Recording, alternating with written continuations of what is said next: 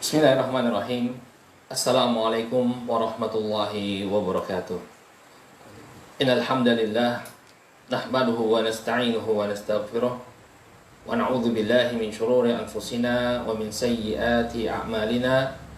May yahdihillahu fala mudilla lahu wa may yudlil fala hadiya lahu. Asyhadu an la ilaha illallah wahdahu la syarika lahu wa asyhadu anna Muhammadan abduhu wa rasuluh sallallahu alaihi wa ala alihi wa sahbihi wa man ittaba'a hudahu ila yaumiddin. Qala Allah tabaraka wa ta'ala fi kitabihil karim, ya ayyuhalladzina amanu taqullaha haqqa tuqatih wa la tamutunna illa wa antum muslimun. Ya ayyuhan nasu taqu rabbakumul ladzi khalaqakum min nafsin wahidah wa khalaqa minha zawjaha وبث منهما رجالا كثيرا ونساء واتقوا الله الذي تساءلون به والأرحام إن الله كان عليكم رقيبا يا أيها الذين آمنوا اتقوا الله وقولوا قولا سديدا يصلح لكم أعمالكم ويغفر لكم ذنوبكم ومن يطع الله ورسوله فقد فاز فوزا عظيما أما بعد فإن أصدق الحديث كتاب الله وخير الهدي هدي محمد صلى الله عليه وسلم وشر الأمور محدثاتها فإن كل محدثة بدعة وكل بدعة ضلالة وكل ضلالة في النار. Masyaallah ikhwah, saudaraku kaum muslimin yang semoga dirahmati oleh Allah. Alhamdulillah, pertama-tama marilah kita senantiasa panjatkan puji dan syukur kita kepada Allah Subhanahu wa taala atas segala nikmat yang telah Allah Subhanahu wa taala anugerahkan kepada kita semua, terutama nikmat kesehatan dan juga nikmat taufik serta hidayah dari Allah Subhanahu wa taala, sehingga sampai saat ini kita masih bisa melaksanakan ibadah kepada Allah Subhanahu wa taala. Saudaraku kaum muslimin yang dimuliakan oleh Allah, tanpa terasa kita sudah berada di akhir bulan Ramadan. Dalam beberapa hari lagi Ramadan akan segera meninggalkan kita. Oleh karena itu, saudaraku kaum muslimin yang dimuliakan oleh Allah, marilah kita bersama-sama mengintrospeksi diri kita. Apa yang telah kita lakukan di bulan Ramadan ini? Apakah kita telah mengisi bulan Ramadan ini dengan berbagai ketaatan kepada Allah Subhanahu wa taala? Ataukah kita memperlakukan bulan Ramadan seperti bulan-bulan lainnya, tanpa menambah ketaatan kita, atau bahkan di bulan Ramadan ini na'udzubillah kita mengisinya dengan berbagai macam dosa dan kemaksiatan kepada Allah. Marilah kita berintrospeksi. Maka barang siapa yang dia telah diberikan taufik oleh Allah Subhanahu wa taala untuk mengisi bulan Ramadan ini dengan berbagai ketaatan kepada Allah, maka hendaknya dia memuji Allah. Dia memuji Allah, bersyukur kepada Allah Subhanahu wa taala atas hidayah dan taufik serta kemudahan yang telah diberikan oleh Allah Subhanahu wa taala. Tidaklah amalan-amalan itu bisa kita kerjakan, saudaraku kaum muslimin yang dimuliakan Allah, melainkan karena taufik dari Allah. Bukan karena usaha keras kita, bukan karena kerja keras kita, tapi semata-mata taufik dari Allah Subhanahu wa taala. Oleh karena itu, jadilah kita sebagai hamba Allah yang bersyukur atas nikmat taufik yang Allah anugerahkan kepada kita. Jadilah kita sebagai hamba Allah yang menyadari lemahnya diri kita. Tidaklah kita bisa melakukan ketaatan ini melainkan karena bantuan dari Allah Subhanahu wa taala. Bersyukurlah atas nikmat taufik yang telah Allah Subhanahu wa taala anugerahkan kepada kita. Bersyukurlah atas hidayah yang telah Allah Subhanahu wa taala berikan kepada kita. Maka niscaya Allah Subhanahu wa taala akan tambah hidayah tersebut, dan insyaallah pada hari-hari kedepannya dengan bersyukur atas nikmat hidayah tersebut, kita akan semakin beribadah, semakin semangat beribadah kepada Allah. Sebagaimana yang telah difirmankan oleh Allah Subhanahu wa taala, la in syakartum la azidannakum wa la in kafartum inna adzabi lasyadid. Apabila kalian bersyukur, maka aku akan tambah nikmatku bagi kalian. Namun ketika kalian kufur, kalian tidak menghargai apa yang telah Allah berikan, hidayah yang Allah berikan, maka inna adzabi lasyadid, sesungguhnya azabku ini sangatlah pedih. Maka barang siapa yang telah Allah berikan kemudahan bagi dia untuk melakukan ibadah, hendaknya dia bersyukur kepada Allah. Mudah-mudahan dengannya Allah Subhanahu wa taala menganugerahkan keistiqomahan kepada dia dan juga menambah semangatnya untuk beribadah kepada Allah.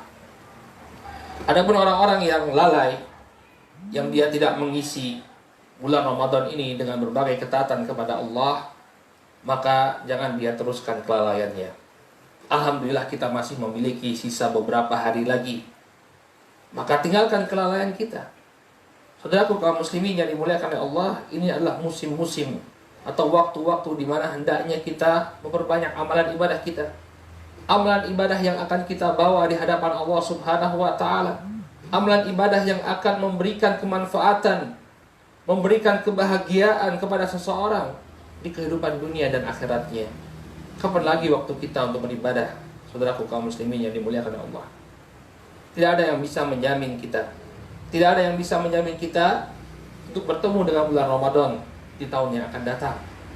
Tidak ada yang bisa menjamin. Kita dapati banyak di antara saudara-saudara kita yang mungkin tahun kemarin dia beribadah puasa bersama kita, berbuka puasa bersama kita, berinteraksi bersama kita. Namun Allah Subhanahu wa taala menakdirkan dia meninggalkan kita sebelum datangnya bulan Ramadan. Nah, tidak ada yang bisa menjamin tahun depan kita akan kembali bertemu dengan bulan yang mulia ini. Ya. Jangan sampai nanti menjadi penyesalan. Barakallahu fiikum. Allah Subhanahu wa taala bukakan bagi kita kesempatan untuk beribadah, namun kemudian kita tidak manfaatkan. Yang harusnya di bulan Ramadan ini kita bisa membawa demikian banyak pahala amalan-amalan saleh yang kita lakukan, namun karena kita sia-siakan, maka nanti di akhirat kita menyesal. Saudaraku kaum muslimin yang semoga dimuliakan oleh Allah Subhanahu wa taala, di dalam Al-Qur'an Allah Subhanahu wa taala mengisahkan tentang keadaan seseorang yang dia meninggal dunia namun kurang amalannya. Maka apa yang dia katakan di hadapan Allah? Apa yang dia inginkan ketika dia meninggal dunia? Dia ingin untuk dikembalikan oleh Allah Subhanahu wa taala ke dalam kehidupannya. Dalam Al-Qur'an Allah Subhanahu wa taala berfirman, "Hatta idza jaa ahadahumul maut qala rabbirji'un la'alli a'malu salihan fima tarak." Sampai ketika kematian itu datang kepada salah seorang di antara mereka, maka dia mengatakan, "Rabbirji'un, wahai Rabbku, kembalikanlah aku, la'alli a'malu salihan fima tarak." Untuk apa dia minta kembali, ya? Untuk apa dia minta dikembalikan oleh Allah Subhanahu wa taala ke kehidupan dunianya? Apakah dia minta dikembalikan oleh Allah Subhanahu wa taala karena ada kesenangan dunia yang belum dia rasakan? Ada makanan yang belum pernah dia cicipi? Ada tempat yang belum pernah dia kunjungi sehingga dia minta kembali kepada Allah, "Ya Allah, kembalikan saya agar saya bisa mencicipi makanan tersebut. Ya Allah, kembalikan saya ke dunia agar saya bisa mengunjungi, ya, bisa traveling ke tempat ini dan tempat itu." Apakah ini yang dia inginkan? Ya, untuk minta dikembalikan ke kehidupan dunianya? Jawabannya tidak. Ya, Rabbirji'un katanya. La'alli a'malu salihan fima tarak. Agar aku bisa melakukan amalan saleh yang dahulunya aku tinggalkan.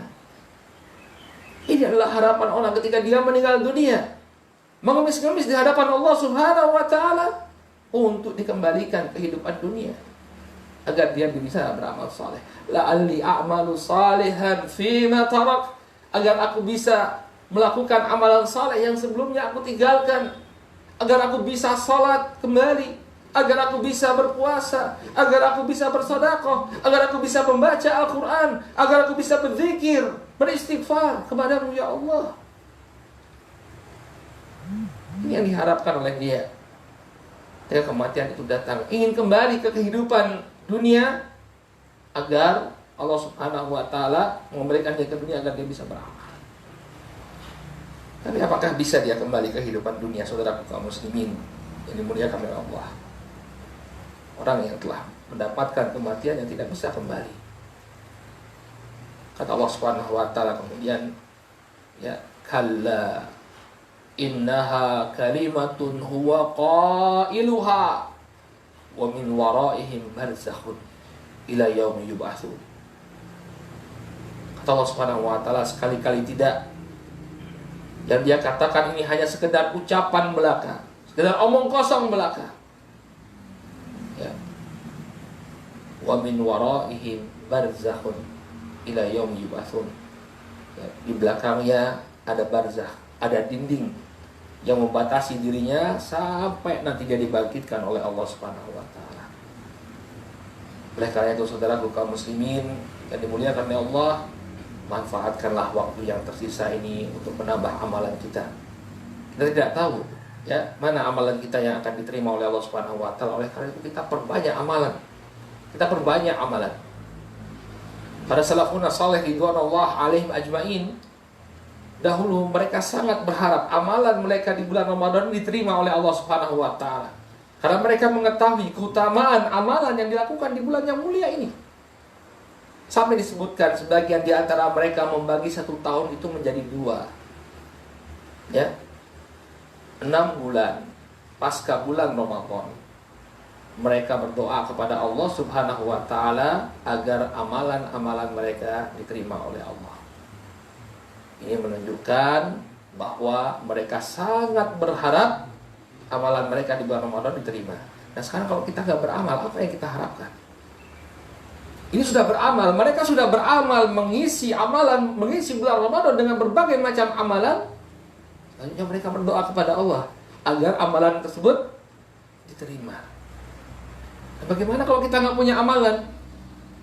Ya, apa yang akan kita minta kepada Allah untuk diterima? Oleh karena itu saudara kaum muslimin, isilah dengan amalan. Kemudian para salafun saleh setelah 6 bulan mereka meminta kepada Allah Subhanahu wa taala agar amalan mereka diterima, selanjutnya mereka meminta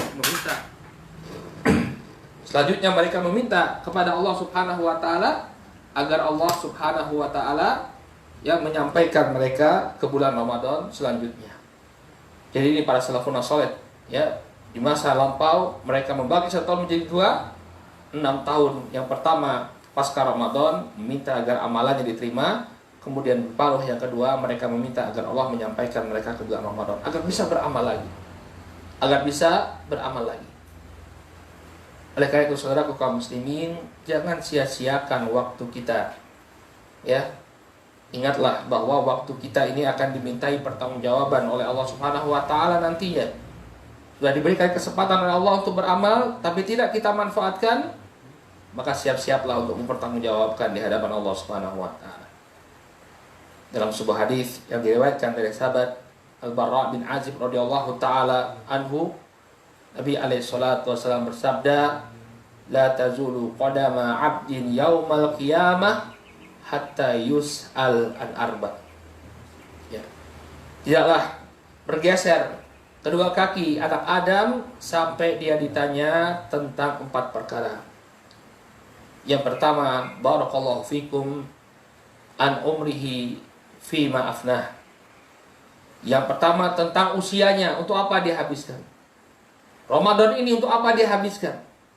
Apakah dia habiskan untuk beribadah kepada Allah, bersedekah, banyak bersedekah kepada saudara-saudaranya, banyak membaca Al-Qur'an, banyak berzikir kepada Allah Subhanahu wa taala? Ya.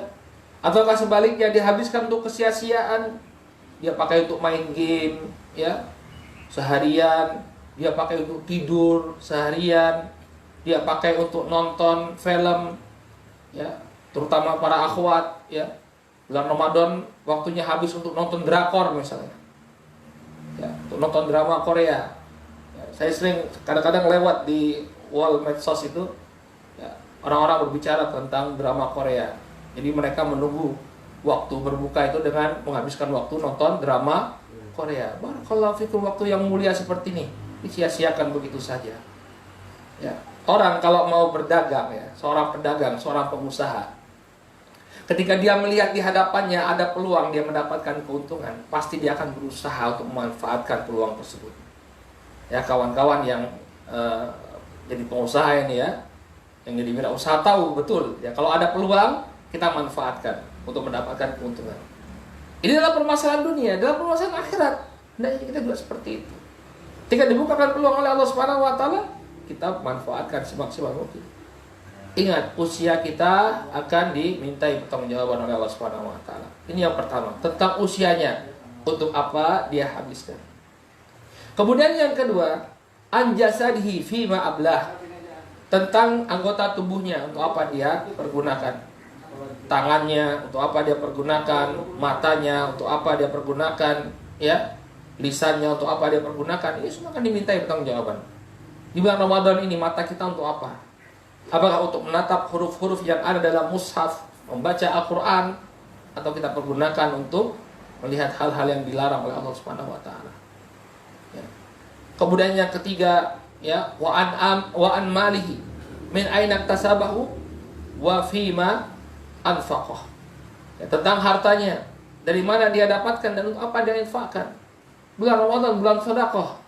Ya, apakah dia sudah memanfaatkan bulan Ramadan ini untuk banyak bersedekah kepada saudara-saudaranya kalau dia memiliki keluangan harta?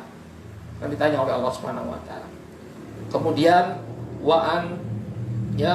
kemudian yang terakhir kata Nabi sallallahu alaihi wasallam wa an ilmihi fima amila bihi. Yang keempat tentang ilmunya untuk apa dia amalkan.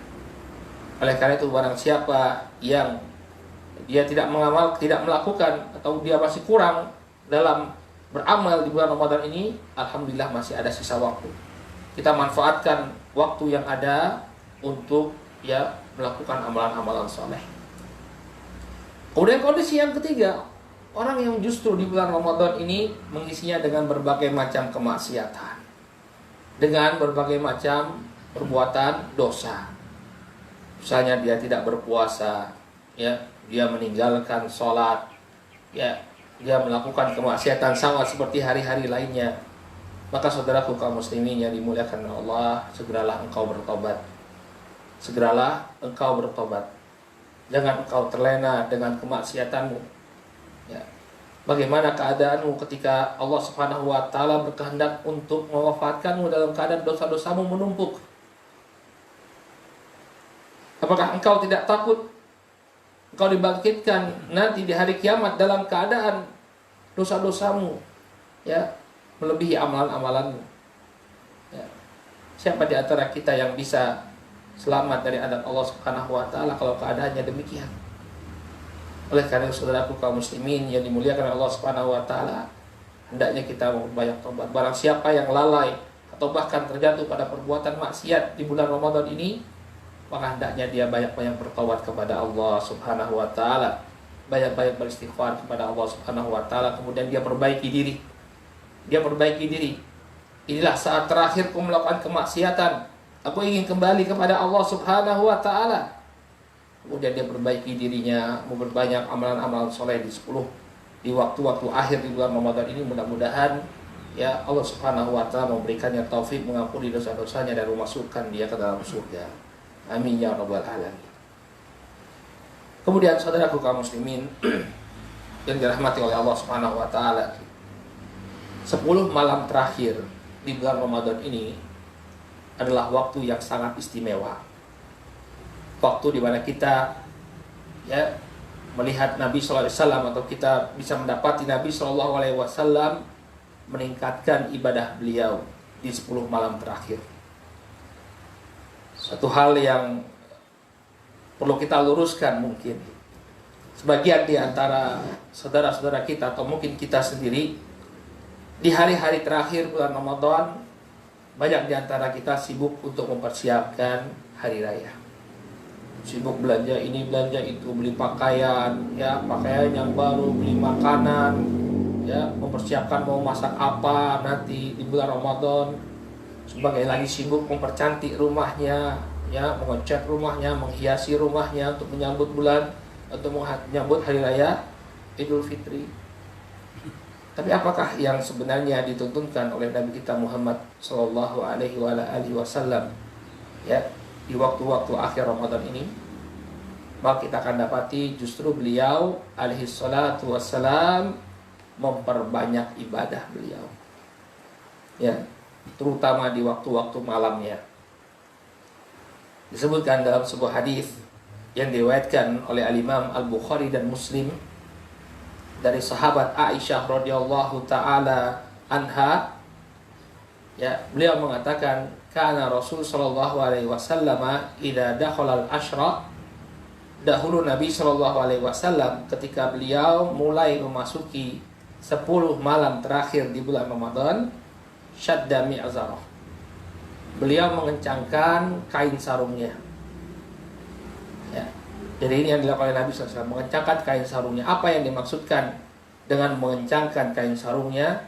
Artinya beliau, ya, menjauhi istri-istri beliau, tidak berhubungan suami istri. Kemudian apa yang dilakukan oleh beliau sallallahu alaihi wasallam? Wa aiqadha ahlah, dan beliau membangunkan keluarganya untuk beribadah kepada Allah, untuk qiyamul lail, untuk sholat malam. Ya. Jadi kita sebagai kepala keluarga disunahkan bagi kita untuk membangunkan anggota keluarga kita di malam hari, di 10 malam terakhir bulan Ramadan, ya, untuk beribadah kepada Allah Subhanahu wa taala. Ya. Dan ini juga merupakan salah satu sebab turunnya rahmat di tengah-tengah rumah tangga kita. Banyak di antara kaum muslimin yang tidak mengetahui bahwa ketika seorang suami membangun istrinya untuk sholat malam, atau sebaliknya seorang istri yang membangunkan suaminya untuk sholat malam, ini merupakan sebab turunnya rahmat Allah Subhanahu wa taala di tengah-tengah rumah tangga kita. Dalam sebuah hadis yang sahih, Nabi sallallahu alaihi wasallam menyebutkan, ya, rahimallah, semoga Allah Subhanahu wa taala merahmati seorang suami yang dia bangun di tengah malam untuk qiyamul lail, untuk sholat malam, kemudian dia membangunkan istrinya untuk juga sholat malam. Dan ketika, ya, berat bagi istrinya untuk bangun, ya, dia percikan air agar istrinya itu bangun.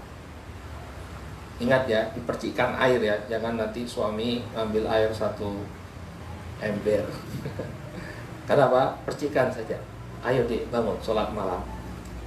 Sebaliknya, semoga Allah juga merahmati para istri yang mereka membangunkan suaminya untuk sholat malam. Ketika suaminya berat untuk sholat malam, maka dia percikan, ya, air ke wajah suaminya. Ya, jadi ini merupakan sebab rahmat, turunnya rahmat di tengah-tengah kita.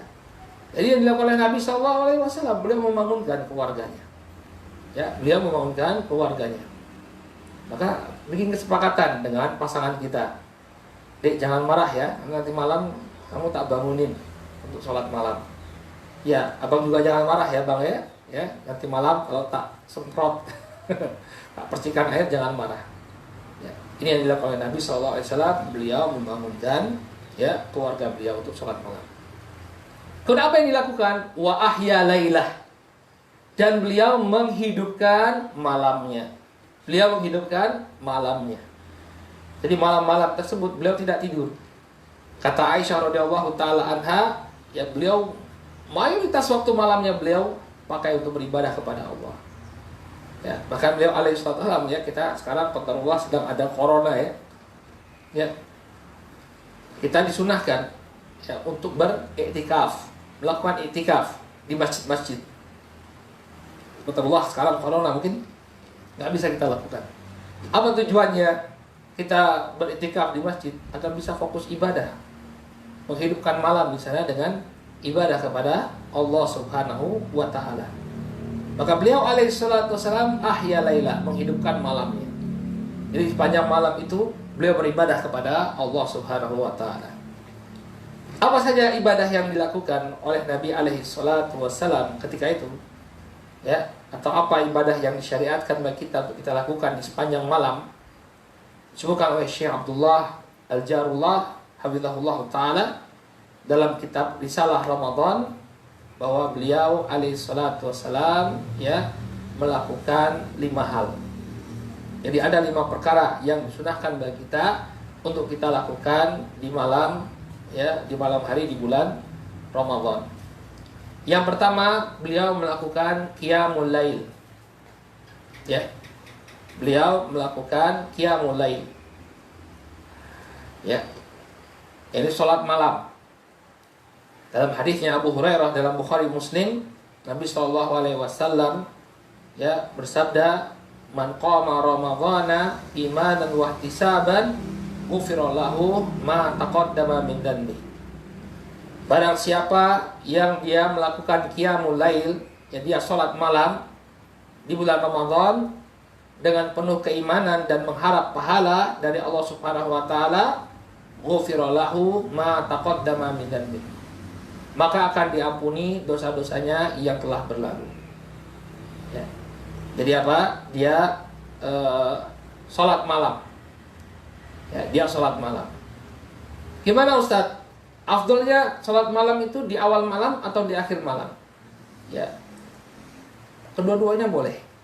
Mau dilakukan di awal malam, ya, setelah dia sholat isya, atau di akhir malam, misalnya di sepertiga malam terakhir. Ini juga bagus dan afdol. Ya, karena ketika itu Allah Subhanahu wa taala sebagaimana dalam hadis Abu Hurairah radhiyallahu taala anhu, ya, Allah Subhanahu wa taala turun ke langit dunia. Maka barang siapa yang sholat, barang siapa yang bermunajat, barang siapa yang beristighfar ketika itu, maka akan diterima oleh Allah Subhanahu wa taala. Tapi tidak mengapa, misalnya seorang khawatir, Ustadz, ya saya sudah mencoba untuk bangun malam, ternyata kebablasan, bangunnya pas orang teriak imsak misalnya. Lalu apa dia sholat setelah isya? Nah kalau misalnya dia bangun, ini begini tata caranya. Misalnya kita ingin sholat qiyamul lail di awal malam, ba'da sholatul isya, setelah sholat sunnah, kita mulai qiyamul lail 11 rakaat sampai sholat witir selesai. Kemudian kalau misalnya kita tertidur lalu bangun di tengah malam atau di sepertiga malam terakhir, nggak apa-apa sholat lagi. Ya, kita sholat tahajud namanya. 2 rakaat salam, 2 rakaat salam sampai mendekati waktu sahur. Nah, jadi masalah. Yang penting apa? Witirnya tidak diulang. Kalau sudah dilakukan witir, maka selesai. Ya, nggak usah diulang lagi. Tapi apakah boleh kita menambah sholat tahajud? Boleh, silakan. Seperti tadi, setelah sholat witir, selesai tarawih, ya, misalnya jam 9 malam selesai witir, selesai tarawih, capek istirahat dia baca Quran, kemudian tertidur. Jam 2 pagi bangun misalnya, nggak apa-apa, dia wudhu lagi, kemudian dia sholat tahajud sampai waktu sahur tiba. Ya. Jadi ini yang dilakukan oleh Nabi SAW. Beliau memperbanyak sholat. Kemudian apa lagi yang kedua? Tilawatul Quran. Membaca Al-Quran. Ini juga diperbanyak membaca Al-Quran. Ya, karena Al-Quran ini luar biasa.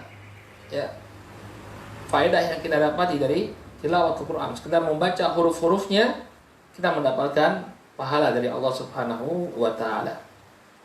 Dalam sebuah hadis yang sahih, Nabi SAW mengatakan, "Man qara'a harfan min kitabillah falahu hasanah wal hasanatu bi asyri amsalihha." Barang siapa yang membaca satu huruf dari kitabullah, ya, falahul hasanah, maka dia akan mendapatkan satu kebaikan. Wal hasanatu bi asyri amsalihha, dan satu kebaikan dilipat gandakan menjadi 10 kali lipat. Ya. Falam akul, kata Nabi SAW, tidaklah aku mengatakan alifun harf, alif lam mim harf. Tidaklah aku mengatakan alif lam mim itu satu huruf. Walakin, akan tetapi, alifun harf, lamun harf, mimun harf. Akan tetapi alif itu satu huruf, lam itu satu huruf, dan mim itu satu huruf. Alif lam mim 3 huruf kali 10, 30 kebaikan yang sudah kita dapatkan ketika membaca alif lam mim, 30 pahala. Maka bayangkan saudaraku kaum muslimin yang dimuliakan oleh Allah, kalau yang kita baca itu satu halaman dari kitabullah, yang kita baca itu satu lembar dari kitabullah, yang kita baca itu satu juz dari kitabullah, yang kita baca itu seluruh mushaf, seluruh Al-Quran. Bayangkan berapa kebaikan yang akan kita dapatkan. Oleh karena itu, ma'asyarul muslimin rahimani wa rahimakumullah, ya, manfaatkan waktu 10 malam terakhir ini untuk memperbanyak baca Al-Quran. Kalau capek sholat, ya, kita break dulu. Ya, sebenarnya itu kan sholat tarawih itu dari kata roha, artinya istirahat. Ya, yang disunahkan itu sebenarnya sholat tarawih itu 2 rakaat. Kemudian setelah 4 rakaat itu ada breaknya, ada istirahatnya, makanya dia disebut sebagai sholat tarawih. Nah ketika itu kita bisa isi dengan membaca Al-Quran, ya. Kemudian lanjut lagi sholat. Kalau bosan sholat, baca Quran, ya. Ini yang hendaknya kita lakukan, perbanyak membaca Al-Quran, ya. Kita berharap mudah-mudahan nanti Al-Quran menjadi pemberi syafaat. Ya, Iqra'ul Quran. Kata beliau alaihi salatu wassalam, Iqra'ul Quran. Bacalah oleh kalian Al-Quran. Fa innahu ya'ti yaumal qiyamah syafi'an, ya, li ahlihi. Ya. Maka dia nanti Al-Quran itu akan datang, ya, pada hari kiamat sebagai pemberi syafaat bagi orang-orang yang membaca Al-Quran. Atau kama qala sallallahu alaihi wasallam. Ya. Jadi bacalah Al-Quran karena dia akan menjadi pemberi syafaat kita nanti di hari kiamat. Para ulama menjelaskan apa bentuk syafaat dari Al-Quran kepada orang yang membacanya. Bisa jadi dalam bentuk, ya, dia dihukum oleh Allah Subhanahu wa taala, ya, untuk diadab dalam api neraka. Kemudian karena dia membaca Al-Quran, maka Al-Quran ini memberikan syafaat. Dia pun dilepaskan dari adab api neraka, dimasukkan ke dalam surga. Atau bisa jadi dalam bentuk dia sudah berada dalam surga, kemudian Al-Quran ini memberikan syafaat kepadanya dengan diangkat derajatnya di sisi Allah Subhanahu wa taala. Masyaallah, siapa yang tidak menginginkan untuk mendapatkan derajat yang tinggi di sisi Allah? Maka bacalah Al-Quran, Al-Quran akan mengangkat derajat kita di sisi Allah Subhanahu wa taala. Ya. Oleh karena itu saudaraku kaum muslimin rahimani wa rahimakumullah, manfaatkanlah di 10 malam terakhir ini kita memperbanyak membaca Al-Quran. Hidupkan malam dengan membaca, ya, dengan banyak membaca Al-Quran. Kemudian apa lagi yang hendaknya kita lakukan di 10 malam terakhir bulan Ramadan? Yang ketiga, hendaknya kita memperbanyak doa, ya, memperbanyak doa kepada Allah Subhanahu wa taala. Ya, karena doa merupakan satu amalan saleh, ya. Dan juga Nabi alaihi salatu wasallam dalam sebuah hadis disebutkan bahwa Aisyah radhiyallahu anha bertanya kepada Nabi alaihi salatu wasallam, ya, wahai Rasulullah, ya, bagaimana pendapatmu kalau aku mendapati malam, ya, pertama malam Lailatul Qadar, ya, kata apa yang harus aku baca? Maka kata Nabi sallallahu alaihi wasallam, ya, bacalah Allahumma innaka afuwun tuhibbul afwa fa'fu anni. Ya Allah, Engkau Maha Pemaaf dan mencintai pemaafan, maka maafkanlah aku. Kita banyak berdoa kepada Allah Subhanahu wa taala. Ya, alhamdulillah sekarang sudah banyak diterbitkan buku-buku kumpulan doa yang diambil dari Al-Qur'an dan sunnah Nabi alaihi salatu wassalam. Ya, kalau kita baca itu dari awal sampai akhir, ada buku yang ditulis oleh Syekh Said Al-Khahtani, ya, pengarang Hisnul Muslim. Kitab Hisnul Muslim cukup terkenal, ya, di tengah-tengah kita. Beliau juga punya kitab yang lain, yakni doa-doa, ad-doa, ya, minal kitabi wa sunnah, doa-doa dari Al-Quran dan sunnah. Nah, ini kita baca di 10 malam terakhir. Kita baca doa ini mulai dari awal sampai terakhir, ya, dalam keadaan bersuci. Kemudian kita dalam keadaan kita sudah bersuci, berwudu, menghadap kiblat. Kemudian kita memuji Allah Subhanahu wa taala, kemudian bersolawat kepada Nabi alaihi salatu wassalam, kemudian kita berdoa, meminta kepada Allah Subhanahu wa taala, baca doa-doa tersebut. Ya, terutama doa seperti, ya, kebaikan, mengumpulkan kebaikan dunia dan akhirat, seperti Rabbana atina fid dunya hasanah wa fil akhirati hasanah wa qina adzabannar. Ya. Kalau misalnya antum nggak menghafal doa kecuali ini, ya, nggak jadi masalah, baca ini aja nggak apa-apa. Ya, karena apa? Di dalamnya terkumpulkan kebaikan dunia akhirat. Rabbana atina fid dunya hasanah wa fil akhirati hasanah wa qina adzabannar. Minta keturunan yang saleh juga kepada Allah Subhanahu wa taala. Ya, terutama mungkin bagi al-ikhwah yang, ya, masih dalam usaha mencari jodoh, ya, ini waktu yang tepat untuk berdoa kepada Allah Subhanahu wa taala. Rabbana hablana min azwajina wa dzurriyyatina qurrata a'yun waj'alna lil muttaqina imama. Wahai Rabb kami, anugerahkanlah kepada kami, ya, dari istri, dari anak keturunan kami, dari istri-istri kami dan juga anak keturunan kami, ya, sebagai penunjuk mata kami, dan jadikanlah kami sebagai contoh teladan bagi orang-orang yang bertakwa. Kita minta kepada Allah Subhanahu wa taala. Ya. Demikian juga kita meminta agar anak-anak kita dijadikan sebagai anak-anak yang soleh. Ini bagi mungkin sebagian saudara-saudaraku yang tak kunjung diberikan keturunan oleh Allah Subhanahu wa taala, berdoa. Minta kepada Allah Subhanahu wa taala agar Allah Subhanahu wa taala menganugerahkan keturunan kepada kita, keturunan yang soleh. Ya, Rabbi habli minas salihin, wahai Rabbku, anugerahkanlah kepadaku anak-anak yang soleh. Inilah waktu kita untuk bermunajat kepada Allah Subhanahu wa taala.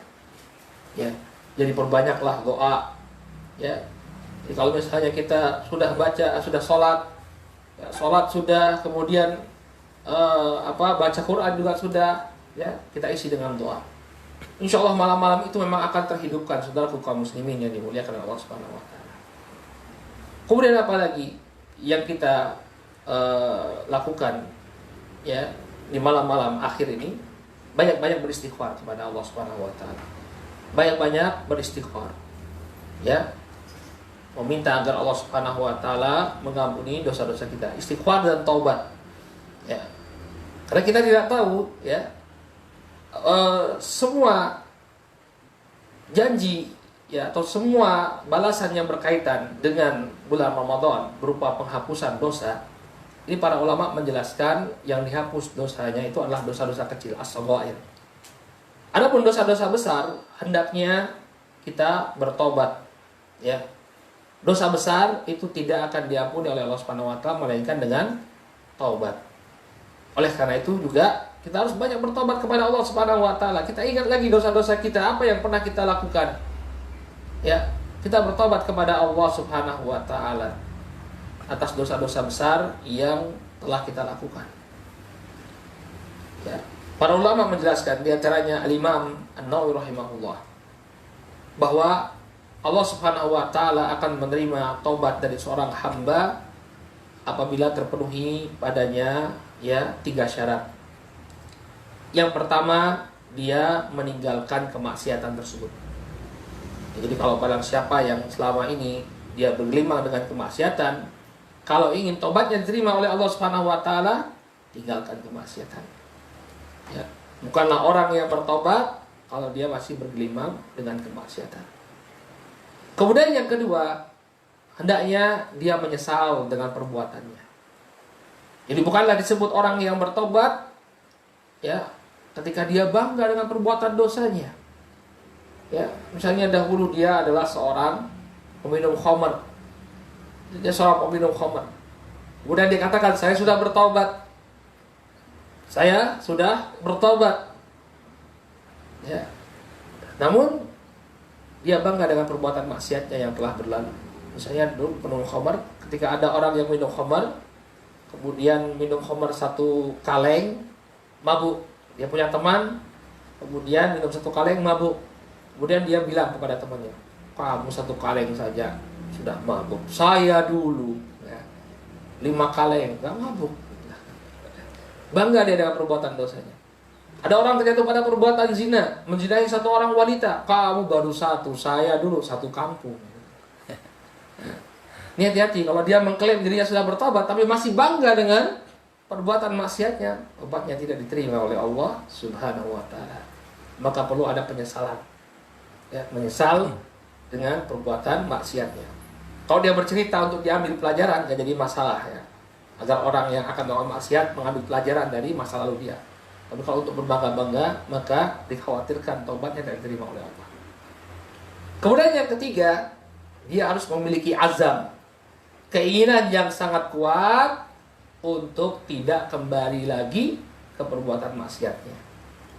Ya, jadi bagi siapa yang dia bertobat, misalnya di bulan Ramadan, kita lihat sebagian, mohon maaf ya, para artis, selebritis, ya, mereka di bulan Ramadan ganti kostum. Sebelum bulan Ramadan pakaiannya luar biasa. Setelah bulan Ramadan sudah mulai berkerudung. Ya. Kalau mereka bisa istiqomah, ya alhamdulillah. Tapi kalau mereka meniatkan, oke, saya berhenti kemaksiatan, berhenti berbuat maksiat, saya nggak dugem lagi bulan Ramadan. Ini bulan yang mulia.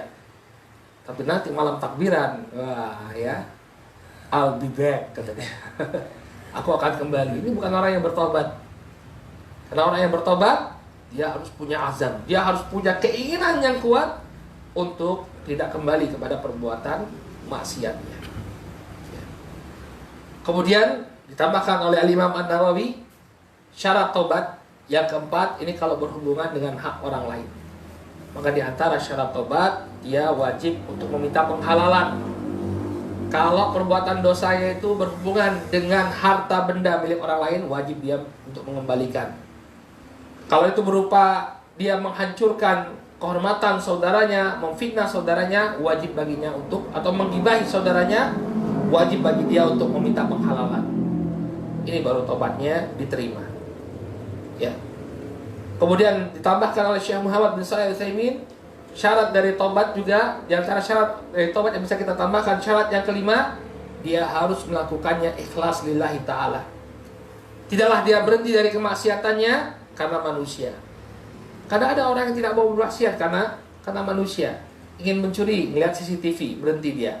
Oh, saya nggak mau mencuri. Ini bukan tobat namanya. Kenapa? Karena dia meninggalkannya bukan karena Allah.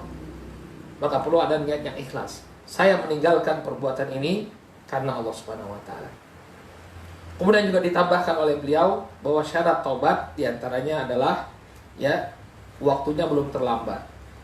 Ya, misalnya dia di penghujung kehidupannya, sudah sakaratul maut baru bertobat, maka ini tidak diterima tobatnya. Tobat itu diterima ketika dia masih ya jauh, atau dia ketika dia sebelum sakaratul maut. Inilah apa amalan-amalan yang hendaknya kita perbanyak, ya. Jadi tadi kita sudah sebutkan di antara apa amalan yang bisa kita lakukan: sholat, tilawatul Quran, doa, zikir, kemudian istighfar, tobat dan istighfar. Ini diperbanyak.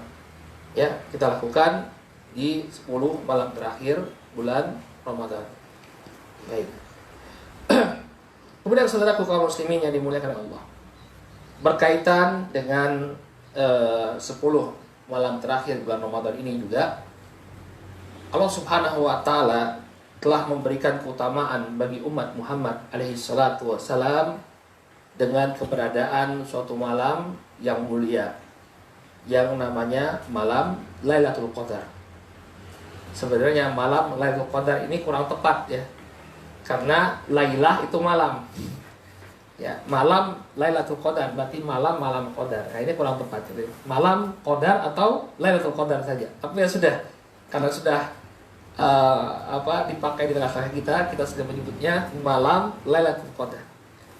Nah, ini juga malam Lailatul Qadar ini memiliki keutamaan, ya. Di Al-Qur'an bahkan Allah Subhanahu wa taala menurunkan satu surat yang khusus membahas tentang malam yang mulia ini. Dalam Al-Qur'an Allah Subhanahu wa taala berfirman dalam surat Al-Qadar, Bismillahirrahmanirrahim, Inna anzalnahu fi Lailatul Qadar. Lailatul Qadri wa ma adraka ma Lailatul Qadar. Lailatul Qadri khairun min alfi syahr. Tanazzalul malaikatu warruhu fiha bi'izni rabbihim min kulli amr. Salamun hiya hatta madla'il fajr. Kata Allah Subhanahu wa taala, sesungguhnya Allah Subhanahu wa taala menurunkan Al-Qur'an pada malam Lailatul Qadar. Ya, Al-Qur'an ini diturunkan oleh Allah Subhanahu wa taala pada malam Lailatul Qadar di 10 malam terakhir bulan Ramadan. Mungkin ada di antara saudaraku yang bertanya, Ustadz, kalau Al-Qur'an itu diturunkan pada malam Lailatul Qadar di 10 malam terakhir bulan Ramadan, kenapa kok orang-orang itu memperingati nuzulul Quran tanggal 17? Kan 17 itu bukan 10 malam terakhir bulan Ramadan, Ustaz. Maka kita sebutkan, ya, para ulama menjelaskan turunnya Al-Quran itu ada 2 fase, 2 tahap. Yang pertama, Al-Quran itu turun dari Lauhul Mahfuz ke Baitul Izzah di langit dunia. Ini terjadinya pada malam Lailatul Qadar. Jadi dari Lauhul Mahfuz turun ke Baitul Izzah di langit dunia. Kemudian diturunkan kepada Nabi SAW. Ya, ini turunnya dalam keadaan satu paket. Ya, satu paket seluruhnya Al-Quran diturunkan. Kemudian barulah Al-Quran tersebut diturunkan kepada Nabi SAW secara berangsur-angsur selama 23 tahun. Nah, pertama kali Nabi SAW mendapatkan Al-Quran ketika beliau berada di Gua Hira dengan turunnya firman Allah Subhanahu wa taala, "Iqra", ya. Ini terjadinya pada tanggal 17 Ramadan. Ya, sehingga makna nuzulul Quran itu turunnya Al-Quran kepada Nabi tanggal 17 Ramadan. Adapun Lailatul Qadar adalah turunnya Al-Quran dari Lauhul Mahfuz ke Baitul Izzah di langit dunia. Wa ma adraka ma Lailatul Qadar. Tahukah engkau apa itu malam Lailatul Qadar? Ini menunjukkan bahwa Lailatul Qadar ini memiliki kemuliaan. Apa kemuliaannya Lailatul Qadar ini? Ya. Para ulama menjelaskan bahwa kenapa malam ini disebut sebagai malam Lailatul Qadar? Ya. Karena pada malam Lailatul Qadar ini Allah Subhanahu wa taala menentukan takdir selama 1 tahun ke depan. Jadi takdir itu pada para ulama ada berbagai macam. Di antaranya ada namanya takdir sanawi. Ini ditetapkan oleh Allah Subhanahu wa taala pada malam Lailatul Qadar. Sebaik lagi mengatakan dia disebut Lailatul Qadar karena keutamaannya sebagaimana yang akan disebutkan pada ayat selanjutnya. Lebih baik daripada 1000 bulan. Sebagian lagi mengatakan dia disebut Lailatul Qadar. Kenapa disebut Lailatul Qadar? Al-Qadar bermakna sempit. Ya. Ketika itu bumi terasa sempit. Kenapa? Karena para malaikat turun ke langit dunia. Ya, tanazzalul malaikah. Ya, demikian juga Jibril alaihissalam turun ke langit dunia. Sehingga sempit sekali bumi. Ya. Al-muhim, ya, ini adalah penafsiran para ulama mengapa malam tersebut memiliki kedudukan. Kenapa dia disebut malam Lailatul Qadar? Karena dia memiliki keutamaan-keutamaan. Di antaranya kata Allah Subhanahu wa taala, Lailatul Qadri khairun min alfi syahr. Malam Lailatul Qadar itu lebih baik daripada malam 1000 bulan. 1000 bulan itu kalau kita konversi ke ukuran tahun, dia akan menjadi 83 tahun lebih 4 bulan. Ya, apa yang dimaksud dengan malam ini lebih baik daripada malam 1000 bulan? Mungkin riwayat yang diriwayatkan, suatu riwayat yang diriwayatkan oleh Imam Ibnu Abi Hatim yang dibawakan juga oleh Imam Ibnu Katsir dalam tafsirnya ini akan bisa menjelaskan kepada kita apa makna malam 1000 bulan ini. Dahulu Nabi SAW pernah bercerita tentang 4 orang dari kalangan Bani Israel. Jadi ada 4 orang dari kalangan Bani Israel yang mereka ini beribadah kepada Allah Subhanahu wa taala selama 80 tahun tanpa pernah bermaksiat sedikit pun kepada Allah. Jadi para sahabat merasa kagum sekali. Dan karakternya para sahabat, barakallahu fikum, mereka kalau mendengar ada orang yang memiliki amalan yang luar biasa, mereka terinspirasi. Mereka ingin untuk menjadi seperti orang tersebut. Ini karakternya para sahabat yang harusnya kita teladani juga. Karakter ini harusnya ada pada diri kita. Kalau melihat ada orang yang beramal, kemudian muncul kita harusnya terinspirasi. Ada orang yang bisa memberikan hartanya untuk orang-orang miskin. Subhanallah ya. Dia berusaha kemudian hartanya dia sisihkan bagaimana untuk memberdayakan kaum muslimin misalnya. Kita terinspirasi. Ya. Ada orang yang mampu beribadah, dia ibadahnya Masya Allah. Ya, dia punya usaha tapi tidak melupakan untuk ibadah kepada Allah. Dia masih bisa untuk menghafalkan Al-Quran, meluangkan waktunya untuk thalabul ilm. Kita terinspirasi. Ya. Maka para sahabat begitu mendengar Nabi SAW bercerita tentang 8 orang yang beribadah selama 80 tahun, mereka terinspirasi. Tapi apa daya? Ya, yang namanya 80 tahun ini usia yang cukup panjang. Orang-orang zaman dahulu usianya mereka lebih panjang daripada kita. Ya, ada di antara mereka yang usianya 100 tahun, ratusan tahun, ribuan tahun, ya. Lihat Nabi Nuh alaihissalam dalam Al-Quran disebutkan bahwa beliau berdakwah kepada kaumnya 950 tahun. Nah, umat Muhammad alaihissalam, Nabi SAW mengatakan, Inna a'maru ummati baina sittina wa sab'ina sanah. Usia umatku itu antara 60-70 tahun. Berarti kita kan agak bakalan bisa, ya nggak? Nggak akan bisa menyapai apa yang mereka upayakan. Usia kita antara 60-70 tahun, sedangkan mereka 80 tahun ini beribadah tanpa bermaksiat kepada Allah. Tambah lagi kita 60-70 tahun, ya, dapat hidayah usia berapa? Hijrah usia berapa? sebagian udah punya anak ya 40 tahun baru kenal dakwah, baru ada semangat keislamannya. Ya enggak? Maka para sahabat merasa, waduh kita nggak akan bisa ini menyaingi. Maka kemudian datanglah Jibril alaihissalam, ya, kemudian mengatakan kepada Nabi SAW, ya, apakah kalian takjub kepada mereka? Dan Nabi SAW, iya. Maka kata Jibril alaihissalam, maka Allah Subhanahu wa taala telah menurunkan bagi kalian sesuatu yang lebih utama daripada apa yang mereka upayakan. Lailatul Qadri khairun min alfi syahr.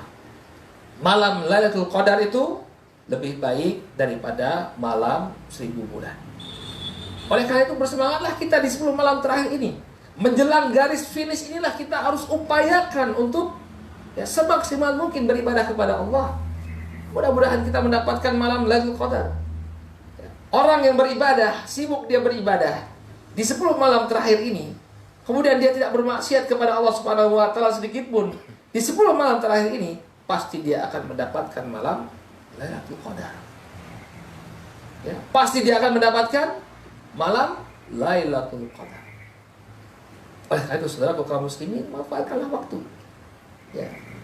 Dan tidak perlu kita ya untuk mencari-cari ya. Kalau kemarin beberapa hari yang lalu saya berusaha meneliti beberapa riwayat dari para salafun saleh ridwanullah alaihim ajmain. Pada malam keberapa sih sebenarnya turunnya Lailatul Qadar? Ternyata kita dapati para sahabat itu berbeda-beda pendapat. Ya, atau para ulama itu berbeda-beda pendapat. Sahabat Ubay bin Ka'ab itu beliau sampai bersumpah bahwa malam Lailatul Qadar itu terjadi pada malam ke-27. Kita udah 27 belum? Belum ya? Belum, 24. Berarti masih ada kesempatan ya. Sekarang 24. Ya. Sebagian lagi, kalau saya tidak salah Ibnu Abbas atau Ibnu Umar mengatakan malam ke-24. Malam ke-24. Loh, kok bisa Ustaz? Genap. Kok bisa kalau katanya Nabi SAW itu malam ganjil? Bisa.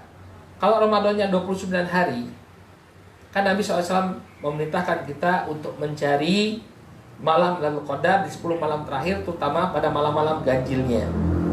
Ya. Kalau malamnya itu, ya, kalau Ramadannya itu 29 hari, berarti 10 malam terakhirnya kita hitung mulai dari malam ke-20.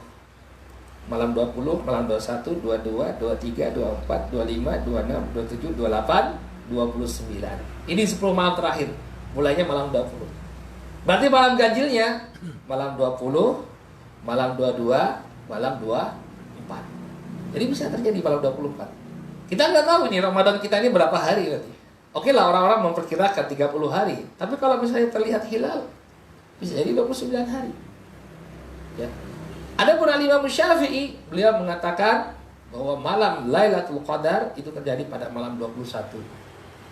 Sudah lewat ya. Kemana kita malam 21? Kalau kita isi dengan ibadah, insya Allah kita dapat. Ya. Namun yang sahih, ya, yang insya Allah pendapat yang kuat, ya, apa yang disebutkan oleh Abu Kilabah rahimahullah ta'ala, salah seorang tabi'i, beliau menyebutkan bahwa malam Lailatul Qadar itu berpindah-pindah. Ya, kadang tahun ini tanggal segini, kadang tahun depan beda lagi, ya. Saya kira cukup bagi kita untuk mengikuti nasihatnya Nabi SAW. Bagaimana? Yaitu tadi yang di awal kita sebutkan. Karena Nabi SAW idza dakhala al-ashr syadda mi'zarah wa aiqadha ahlah wa ahya lailah. Nabi SAW di 10 malam terakhir, ya, beliau mengikat kencang sarungnya, kemudian beliau membangunkan keluarganya, dan kemudian menghidupkan malamnya. Jadi apa yang kita lakukan? Beribadah di 10 malam terakhir. Pasti kita akan mendapatkannya. Ya, nggak perlu memisah-misah antara yang ganjil dan genap. Tapi apa?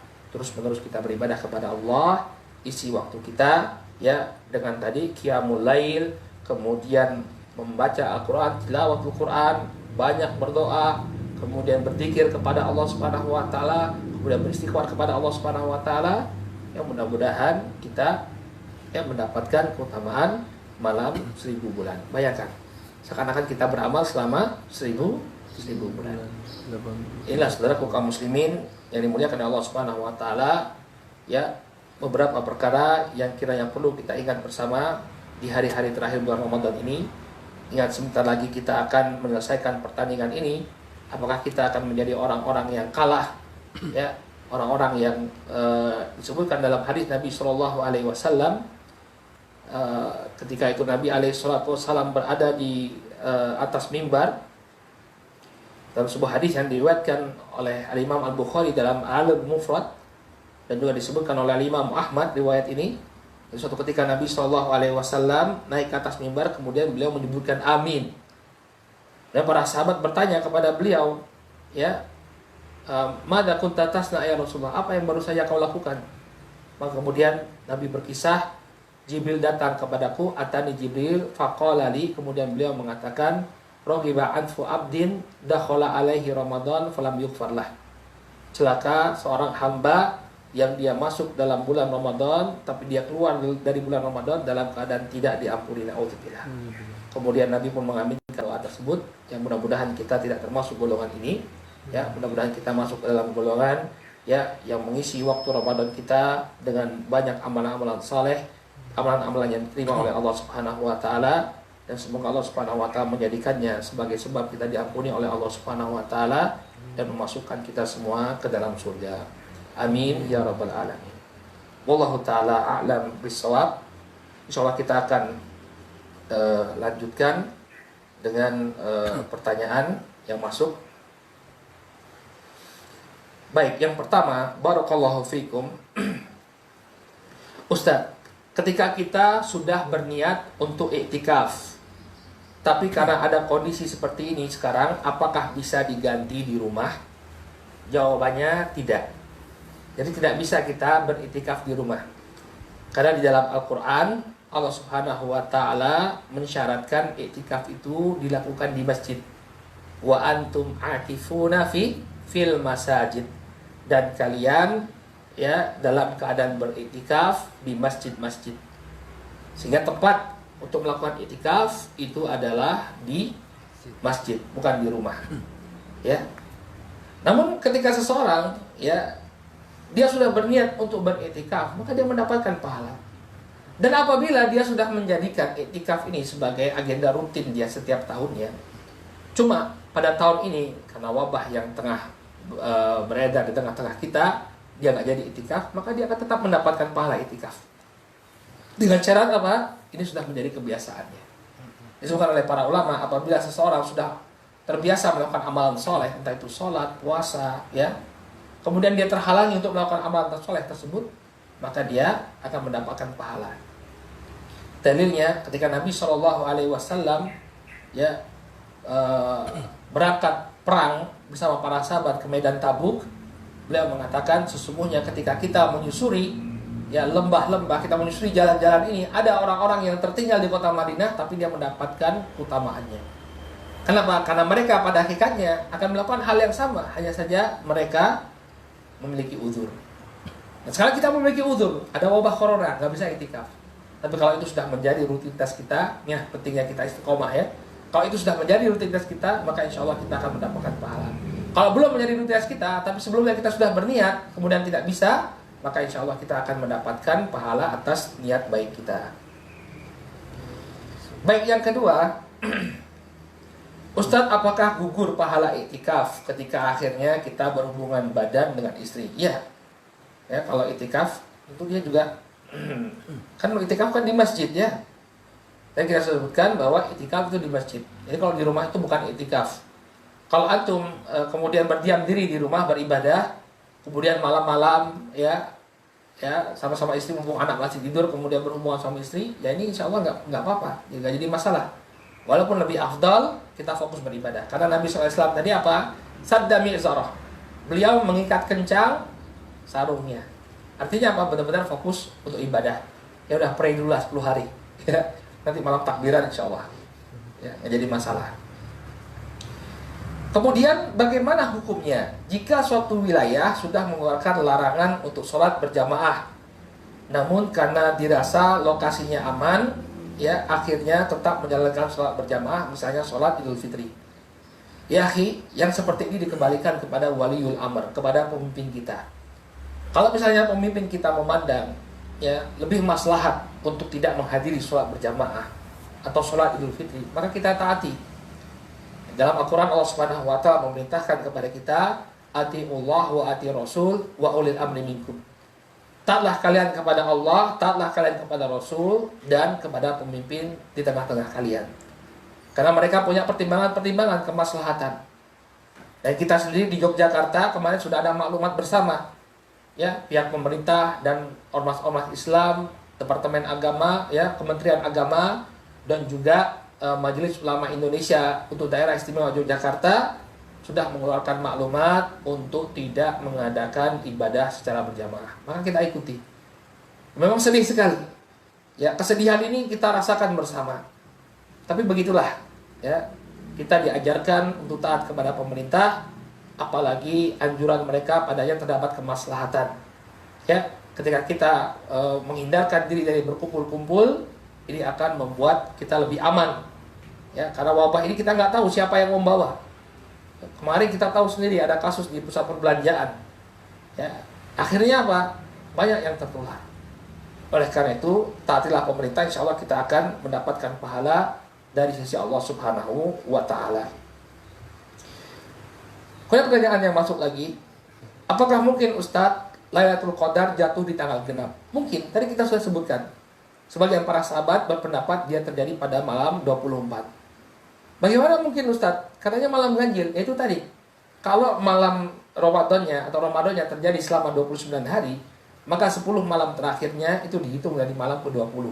Jadi malam 20 itu malam ganjilnya. Malam 22 malam ganjilnya. Malam 24 malam ganjilnya. Malam 26 malam ganjilnya. Malam 28 malam ganjilnya. Ya, ini adalah kemungkinan yang ada. Jadi bisa saja malam Lailatul Qadar terjadi di tanggal genap. Oleh karena itu yang hendaknya kita lakukan adalah mengisi hari-hari ini dengan berbagai macam ketaatan kepada Allah Subhanahu wa Ta'ala. Baik, kita cukupkan dulu sampai di sini. Ya, mudah-mudahan apa yang disampaikan bermanfaat bagi kita semua. Ya, mohon maaf atas segala kekurangan. Nakifilahuna. Subhanakallahumma wa bihamdika asyhadu an la ilaha illa anta astaghfiruka wa atubu ilaik. Billahi taufiq wal hidayah. Wassalamualaikum warahmatullahi wabarakatuh.